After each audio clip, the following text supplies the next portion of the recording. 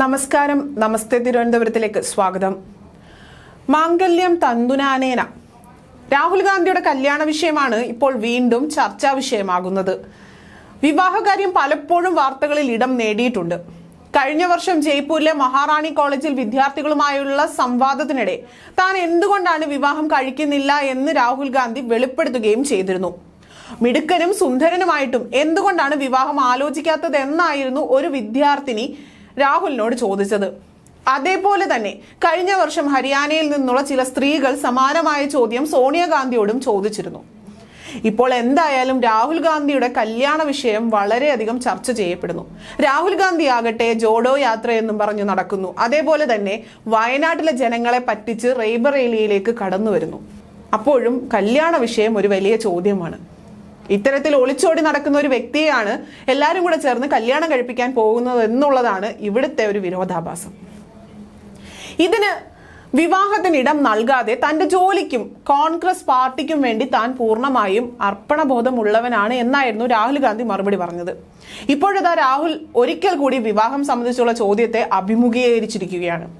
ഉത്തർപ്രദേശിൽ തന്റെ ലോക്സഭാ മണ്ഡലമായ റേബറേലിയയിൽ ഒരു പൊതുപരിപാടിക്കിടെ രാഹുൽ ഗാന്ധി തന്റെ വിവാഹത്തെക്കുറിച്ചുള്ള അന്വേഷണങ്ങളോട് തമാശയായാണ് പ്രതികരിച്ചത്. വോട്ടർമാരുമായുള്ള സംഭാഷണത്തിന്റെ ആൾക്കൂട്ടത്തിൽ നിന്ന് വിവാഹത്തെ സംബന്ധിച്ച ചോദ്യം ഉയരുകയായിരുന്നു. എന്നാൽ ഇത് എന്താണ് എന്ന് രാഹുൽ ഗാന്ധിക്ക് ആദ്യം മനസ്സിലായില്ല എന്ന് പറയുന്നു. താങ്കൾ അഭിനയിക്കുകയാണോ എന്ന് ജനങ്ങളും ചോദിക്കുന്നു.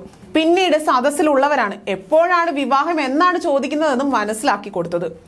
ഇതെനിക്ക് ഉടനെ വിവാഹം കഴിക്കേണ്ടി വരും എന്ന് പറഞ്ഞുകൊണ്ട് രാഹുൽ ജനങ്ങളെ അഭിവാദ്യം ചെയ്തുകൊണ്ട് ചിരിയോടെ നടന്നു പോവുകയാണ് ചെയ്തത്.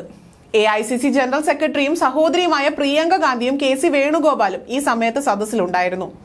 അതേസമയം ഈ തിരഞ്ഞെടുപ്പിൽ ഇന്ത്യ സഖ്യ സർക്കാർ രൂപീകരിക്കുമെന്നും ആദ്യ 3 ഘട്ട തിരഞ്ഞെടുപ്പുകളിൽ നിന്ന് തന്നെ ഇന്ത്യ സഖ്യം അധികാരത്തിലേറുമെന്നും വ്യക്തമാക്കിയതായും രാഹുൽ ഗാന്ധി അവകാശപ്പെട്ടു. നരേന്ദ്രമോദി ഇനി പ്രധാനമന്ത്രിയാകില്ല എന്നും ഇനിയും അധികാരം കിട്ടിയാൽ BJP ഭരണഘടന ഇല്ലാതാക്കുമെന്നും രാഹുൽ നേരത്തെ പറഞ്ഞിരുന്നു. അതേപോലെ BJPയുടെ പ്രതിപക്ഷത്തെ തകർത്ത് ഉത്തർപ്രദേശിൽ ഇന്ത്യ സഖ്യത്തിന്റെ കൊടുങ്കാറ്റാണ് വീശുന്നതെന്നും രാഹുൽ ഗാന്ധി പറഞ്ഞിരുന്നു. ഇതേ സംബന്ധിച്ച് ഇപ്പോൾ സോഷ്യൽ മീഡിയയിൽ ട്രോളുകൾ ഉയർന്നിരിക്കുകയാണ്. രാഹുലിനെതിരെ ട്രോളുകളുടെ ഒരു പെരുമഴ തന്നെയാണ് സോഷ്യൽ മീഡിയയിൽ. 2019 സമമായി ഇത്തവണയും രാഹുൽ ഗാന്ധി 2 മണ്ഡലങ്ങളിൽ നിന്ന് ജനവിധി നേടുന്നുണ്ട്. 2ാം ഘട്ട വോട്ടെടുപ്പ് നടന്ന കേരളത്തിലെ വയനാട്ടിൽ ഇത്തവണയും രാഹുൽ ഗാന്ധി ആയിരുന്നു കോൺഗ്രസ് സ്ഥാനാർത്ഥിയായത്.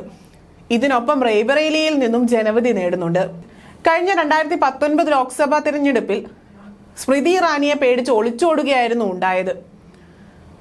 വീണ്ടും അമേഠിയിൽ മത്സരിക്കാതെ അദ്ദേഹം റേബറേലിയയിലേക്ക് വരികയും ചെയ്തു. വയനാട്ടിലെ ജനങ്ങളെ പറ്റിച്ചുകൊണ്ടിരിക്കുകയാണ്. കോൺഗ്രസ് കോട്ടയായ അമേഠിയിലും റേബറേലിയിലും യഥാക്രമം പ്രിയങ്ക ഗാന്ധിയും രാഹുലും മത്സരിച്ചേക്കും എന്നായിരുന്നു നേരത്തെ റിപ്പോർട്ടുകൾ സൂചിപ്പിച്ചത്. സോണിയാഗാന്ധിയുടെ സിറ്റിംഗ് സീറ്റായിരുന്ന റേബറേലി ഇത്തവണ ലോക്സഭയിലേക്ക് മത്സരിക്കില്ല എന്ന് സോണിയ അറിയിച്ചിരുന്നു. ഇതോടെയാണ് പ്രിയങ്കയുടെ പേര് ഉയർന്നു കേട്ടത്. എന്നാൽ റേബറേലിയിൽ രാഹുലിനെയും അമേഠിയിൽ ഗാന്ധി കുടുംബത്തിന്റെ വിശ്വസ്തനായ KL ശർമ്മയുമാണ് കോൺഗ്രസ് തിരഞ്ഞെടുക്കുന്നത്.